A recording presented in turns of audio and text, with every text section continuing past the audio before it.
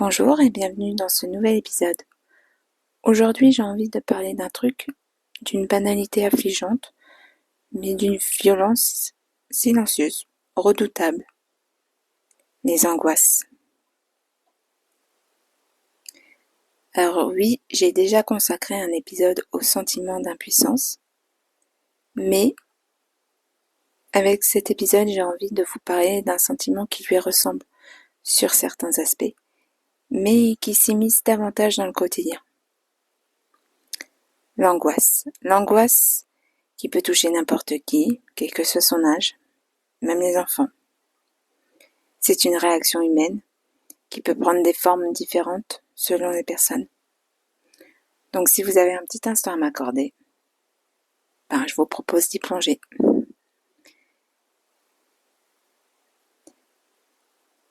Pas les grands drames de la vie, pas les traumatismes de guerre. Non, je parle de cette boule au ventre provoquée par un numéro inconnu qui s'affiche sur l'écran. Une enveloppe à fenêtre transparente posée sur la table de l'entrée, ou le simple fait d'ouvrir sa boîte de réception, ou simplement quelqu'un qui vient toquer à la porte. Soyons honnêtes, sur le papier, c'est absurde.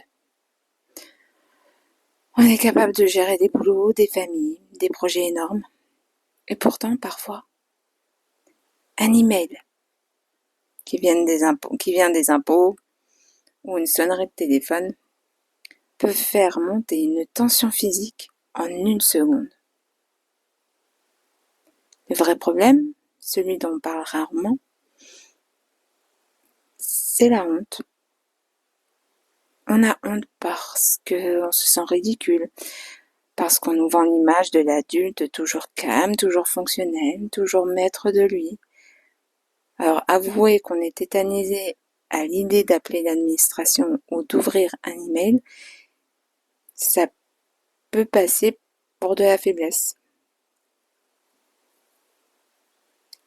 Et plus on a honte, plus on évite. Et plus on évite, plus le problème grossit. L'angoisse, elle ne tombe pas du ciel. Elle s'installe doucement. À force de surinformation, de perte de contrôle et d'imprévus permanents. Le téléphone qui sonne, c'est une intrusion.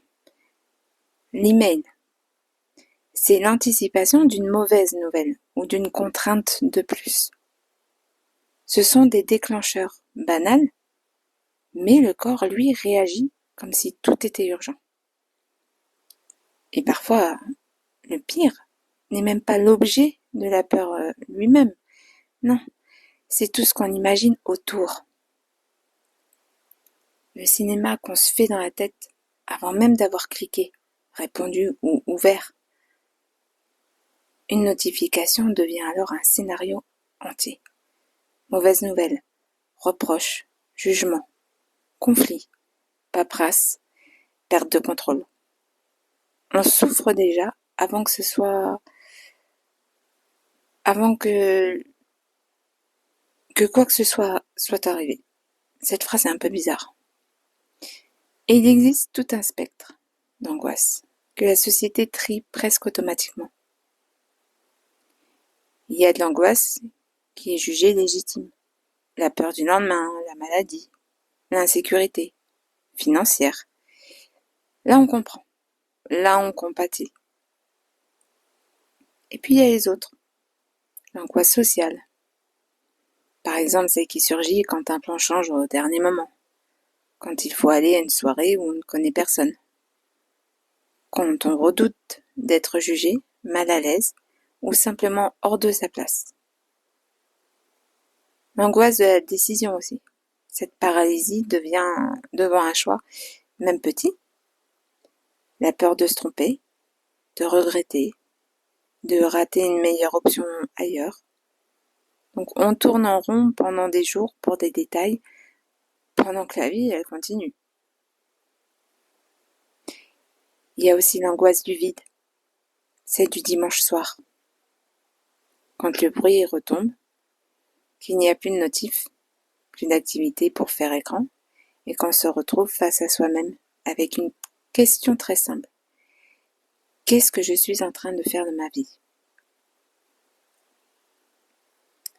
Et puis, il y a les angoisses de calendrier.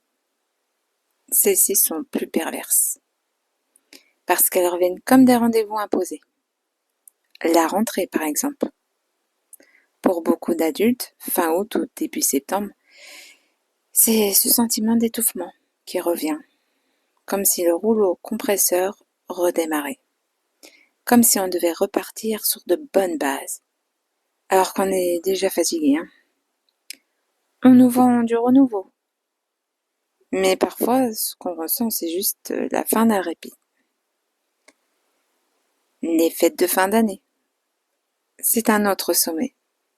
Là, faut être joyeux, faire des cadeaux, aimer sa famille, faire le bilan, sourire, consommer et surtout donner l'impression que tout est chaleureux.